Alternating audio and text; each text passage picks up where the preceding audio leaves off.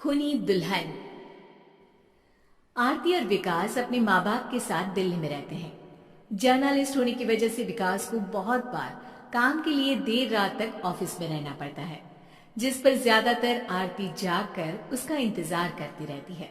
इसी तरह एक रात आरती विकास का इंतजार करते हुए घर की बालकनी में खड़ी होती है। इनकी जॉब तो जैसे मेरी सौतन बन गई है। मुझसे ज्यादा उसी के साथ टाइम स्पेंड करते हैं और हम यहाँ इंतजार करते हुए मर जाएं।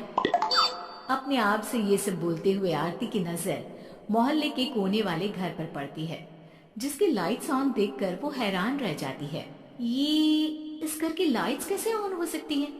यहाँ तो सालों से कोई नहीं रहता।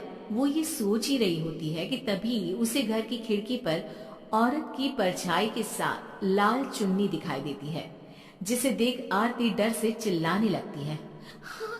भूत! कोने वाले घर में भूत है।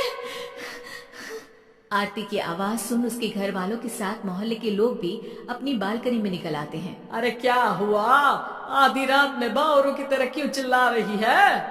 भूत! वहाँ भूत है। आरती की बात से सब उस घर की तरफ देखने लगते हैं, लेकिन वहाँ कुछ नहीं होता।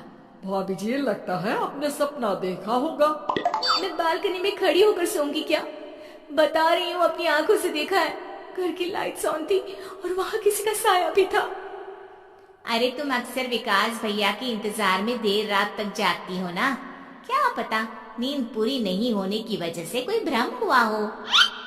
मोहल्ले के सब लोग और आरती के सास ससुर उसे समझा ही रहे होते हैं कि अचानक उसी घर से किसी औरत के गाने की आवाज सुनाई देती है।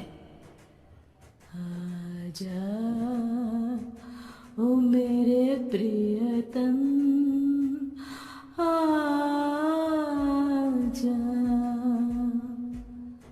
आवाज सुन सब हैरानी और कंफ्यूजन से उस घर की तरफ देखने लगते हैं कि तभी उन्हें लाल जोड़े में औरत का साया वहां दिखता है, जिसे देख पूरा मोहल्ला सकते में आ जाता है।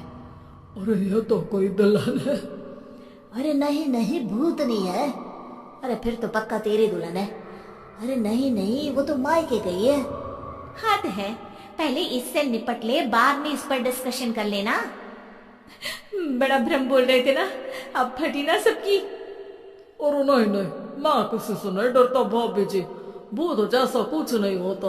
या तो इस घर के मालिक यहाँ आ गए हैं, या फिर किसी ने खाली घर देख कर कब्जा कर लिया है। हमें वहाँ जाकर देखना चाहिए। बात में लॉजिक मानकर सब बाहर इकट्ठा हो जाते हैं कि तभी विकास भी वहां पहुंच जाता है। क्या बात है? इतनी रात को पूरा मोहल्ला यहाँ कैसे? भूतिया दुल्हन की वजह से। क्या तुम्हारे अलावा भी कोई दुल्हन भूतिया हो सकती है? इस भूतनी का किस्सा निपटने दो, फिर तुम्हें अपनी भूतनी दिखाती हूँ। अब सारे लोग मिलकर विकास को पूरी बात बताते हैं, जिसे सुन वो भी उनके साथ जाने के लिए तैयार हो जाता है।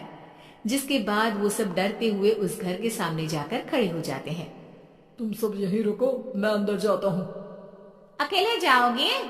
अरे नहीं नहीं, आप सबकी नकली भूतनी भी तो होगी ना मेरे साथ। कैसा मजाक कर रहा है यार। रुक, मैं चलता हूँ साथ में। क्या मैं चलता हूँ? ये क्या गोवा घूमने जा रहे हैं जो मैं भी साथ चलता हूँ?